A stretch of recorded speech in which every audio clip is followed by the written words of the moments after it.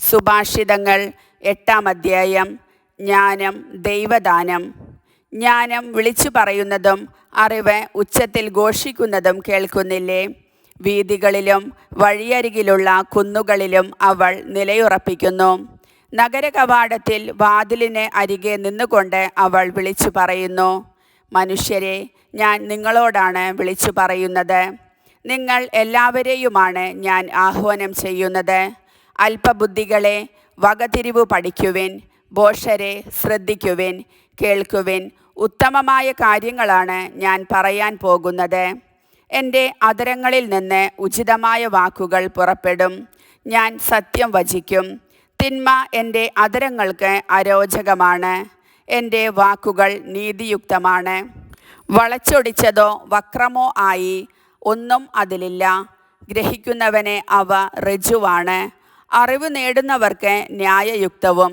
എൻ്റെ പ്രബോധനം വെള്ളിക്കു പകരവും എൻ്റെ ജ്ഞാനം വിശിഷ്ടമായ സ്വർണത്തിന് പകരവുമാണ്. എന്തെന്നാൽ ജ്ഞാനം രത്നങ്ങളെക്കാൾ ശ്രേഷ്ഠമത്രേ. നിങ്ങൾ അഭിലഷിക്കുന്നതൊന്നും അതിന് തുല്യമല്ല. ജ്ഞാനമാണ് ഞാൻ. എൻ്റെ വാസം വിവേകത്തിലും അറിവും വിവേചനാശക്തിയും എനിക്കുണ്ട്. ദൈവഭക്തി തിന്മയെ വെറുക്കലാണ്. അഹംഭാവം, ഗർവ്, ദുർമാർഗം, ദുർവചനം എന്നിവ ഞാൻ വെറുക്കുന്നു. മാർഗനിർദ്ദേശ വൈഭവവും കാര്യശേഷിയും എനിക്കുണ്ട്. അറിവും ശക്തിയും എൻ്റേതാണ്.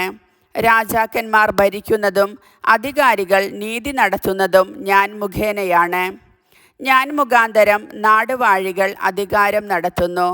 പ്രഭുക്കന്മാർ ഭൂമി ഭരിക്കുന്നതും അങ്ങനെ തന്നെ. എന്നെ സ്നേഹിക്കുന്നവരെ ഞാനും സ്നേഹിക്കുന്നു. ജാഗരൂകതയോടെ അന്വേഷിക്കുന്നവർ എന്നെ കണ്ടെത്തുന്നു. സമ്പത്തും ബഹുമാനവും നിലനിൽക്കുന്ന ധനവും ഐശ്വര്യവും എൻ്റെ അടുക്കലുണ്ട്. എന്നിൽ നിന്നുള്ള ഫലം സ്വർണത്തേക്കാൾ തങ്കത്തേക്കാൾ പോലും ശ്രേഷ്ഠമത്രേ. എൻ്റെ ഉൽപ്പന്നം വിശിഷ്ടമായ വെള്ളിയേക്കാളും. ഞാൻ നീതിയുടെ മാർഗത്തിലും ന്യായത്തിൻ്റെ പാതകളിലും ചരിക്കുന്നു. ഞാൻ എന്നെ സ്നേഹിക്കുന്നവരെ സമ്പന്നരാക്കി അവരുടെ ഭണ്ഡാരം നിറയ്ക്കുന്നു.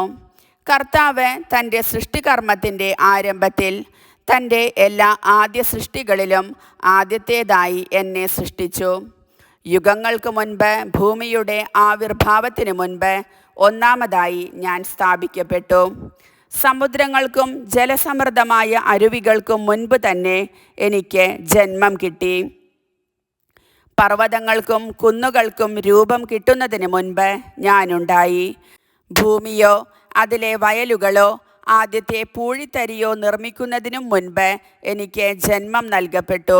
അവിടുന്ന് ആകാശങ്ങൾ സ്ഥാപിച്ചപ്പോഴും സമുദ്രത്തിനു മീതെ ചക്രവാളം നിർമ്മിച്ചപ്പോഴും ഉയരത്തിൽ മേഘങ്ങളെ ഉറപ്പിച്ചപ്പോഴും സമുദ്രത്തിന് ഉറവകളെ സ്ഥാപിച്ചപ്പോഴും ജലം തൻ്റെ കൽപ്പന ലംഘിക്കാതിരിക്കാൻ വേണ്ടി സമുദ്രത്തിന് അതിരിട്ടപ്പോഴും ഭൂമിയുടെ അടിത്തറ ഉറപ്പിച്ചപ്പോഴും വിദഗ്ധനായ ഒരു പണിക്കാരനെ പോലെ ഞാൻ അവിടത്തെ അരികിലുണ്ടായിരുന്നു. അനുദിനം ആഹ്ലാദിച്ചുകൊണ്ടും അവിടത്തെ മുൻപിൽ സദാ സന്തോഷിച്ചുകൊണ്ടും ഞാൻ കഴിഞ്ഞു. മനുഷ്യൻ അധിവസിക്കുന്ന അവിടത്തെ ലോകത്തിൽ ഞാൻ സന്തോഷിക്കുകയും മനുഷ്യപുത്രരിൽ ആനന്ദം കണ്ടെത്തുകയും ചെയ്തു. ആകയാൽ മക്കളെ, എൻ്റെ വാക്കുകൾ ശ്രദ്ധിക്കുവിൻ. എൻ്റെ മാർഗങ്ങൾ പിന്തുടരുന്നവർ ഭാഗ്യവാന്മാരാണ്. പ്രബോധനം കേട്ട് വിവേകികളായി തീരുവിൻ. അതിനെ അവഗണിക്കരുത്. എൻ്റെ പടിവാതിൽക്കൽ അനുദിനം കാത്തുനിന്ന് എൻ്റെ വാതിലുകളിൽ ദൃഷ്ടിയുറപ്പിച്ച് എൻ്റെ വാക്ക് കേൾക്കുന്നവൻ ഭാഗ്യവാൻ. എന്തെന്നാൽ എന്നെ കണ്ടെത്തുന്നവൻ ജീവൻ കണ്ടെത്തുന്നു, കർത്താവിൻ്റെ പ്രീതി നേടുകയും ചെയ്യുന്നു. എന്നാൽ എന്നെ കൈവിടുന്നവൻ തന്നെ തന്നെ ദ്രോഹിക്കുന്നു. എന്നെ വെറുക്കുന്നവൻ മരണത്തെയാണ് സ്നേഹിക്കുന്നത്. കർത്താവിൻ്റെ വചനം.